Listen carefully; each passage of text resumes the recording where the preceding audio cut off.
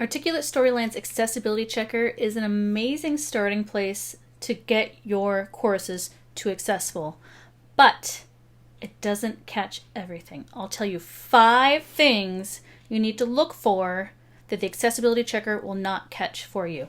To their credit, it does say at the very bottom here, it's a helpful starting point, but doesn't catch everything.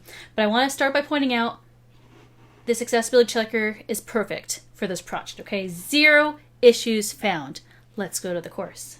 The Accessibility Checker said, this project is great, but this white font on this semi-opaque white background does not meet color contrast requirements under WCAG 2.1. Furthermore, it doesn't catch these colors either. Only 3 of these buttons have accessible color contrast. Do you want to guess which ones?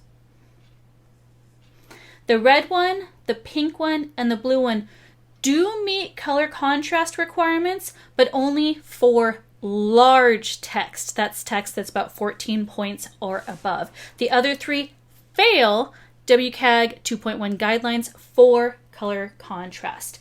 It also doesn't catch if background images make your text really difficult to read. What else doesn't the Accessibility Checker catch?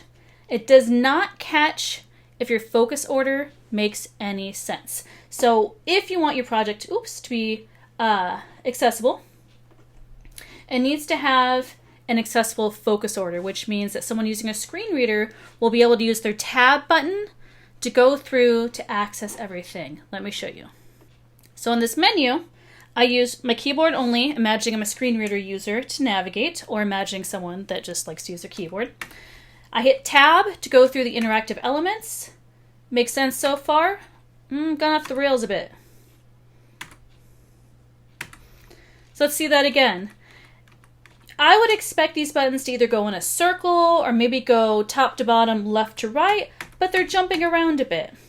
Maybe that doesn't seem like a huge deal, but it is one of those things, if someone is using the keyboard and also looking at the screen, it's going to add additional cognitive load, and it just doesn't really make a whole lot of sense. So if you want to check out your focus order and fix it, you pop over to this little tiny button right there, focus order, and you can actually scoot over this window here if you want to be able to see what you're looking at. You can select each one. That red border appears around each interactive object, or around each object in general. And you can use your arrow key to go up and down. And if you want to, you can make changes. So if you want to go top, down, left to right, you can do that. So all it takes is just being able to drag and drop. Be sure to hit save at the bottom. I'll note another problem is that the title is at the very bottom here, so that's going to be read last by a screen reader. Again, focus order needs to be set. The Accessibility Checker will not tell you anything about focus order. You need to do that for yourself. And it does get a lot more complicated if you have layers, because all of the layers for a slide will appear in that same focus order window. All right, next up. Again, the Accessibility Checker was very happy. It didn't flag any alt text being an issue, but there is alt text that is an issue in this project. I've got this green hotspot overlaying the words go back, and this is really fun. If you head over to accessibility, you can see the AI generated alt text, a green rectangular border with a black outline, enclosing a green solid colored interior. Now what's really funny about this is that this is a green hotspot. This is actually only visible with the eye in the editing mode. In the preview mode, you can't even see it, though you can select it. So if I'm someone using a screen reader and I'm tabbing through, that's selected, but what's going to be read is that alt text. A border with a green interior doesn't make any sense. But hey, the Accessibility Checker is happy because it does have alt text. That alt text I would change to simply go back. Something else that the Accessibility Checker does not catch is whether your buttons go anywhere. By default in Storyline, the player will always have a next and back button. You have to manually disable those like I have for this initial slide here. But for this slide, this next button doesn't go anywhere. Did the Accessibility Checker tell me about that? It did not. Same thing if you have any broken triggers or broken hotspots or buttons in your project, the accessibility checker will not tell you that they are broken, but someone using a screen reader will still be able to tab through and select those things, and they just won't be able to go anywhere. It's just like a broken link. So that's another thing that you have to look for. Last but not least, the accessibility checker will tell you to use headings, but it won't tell you if you're using them correctly. In this slide here, this heading is heading 1. This one is heading 2. And then we've got some normal text down below. This is highly subjective, but in my opinion, heading 1, sure. But what's also going to happen is that in a screen reader, the screen reader is going to read the name of the slide, which is ethics. You can see that over here. And the screen reader, I use NVDA, is actually going to read that twice, and then it's going to read the content of the slide. It's going to say heading 1, ethics. It's going to say heading 2, summary of ethics, and then it'll read the text below.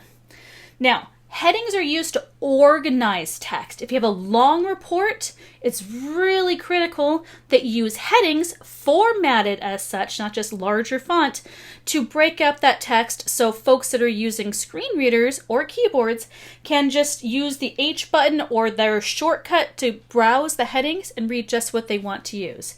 If you've got a heading 1, butting up a heading 2, you're not really organizing your text here. You're just adding more headings for no reason and making someone use that uses a screen reader listen to more heading 1, heading 2, but not adding anything to the experience. So be judicious in what needs to be written out and what doesn't. Delete a heading if it's not needed, and don't format it as a heading if you don't need it to be a heading. I think that is a drawback of Storyline, is that it pushes you to use headings, but we're not writing reports in Storyline, right? Unless you have a really text-heavy slide, I don't really see headings as being super important in most situations. It just adds additional words to a slide for someone to listen. All right, quick bonus that I want to add. The sixth thing that is a problem with the accessibility checker and with Storyline in general. It always wants you to add accessibility controls, which, yes, accessibility controls, turn those on absolutely in the player. It always wants you to add the play and pause button, and it always wants you to add the playback speed button.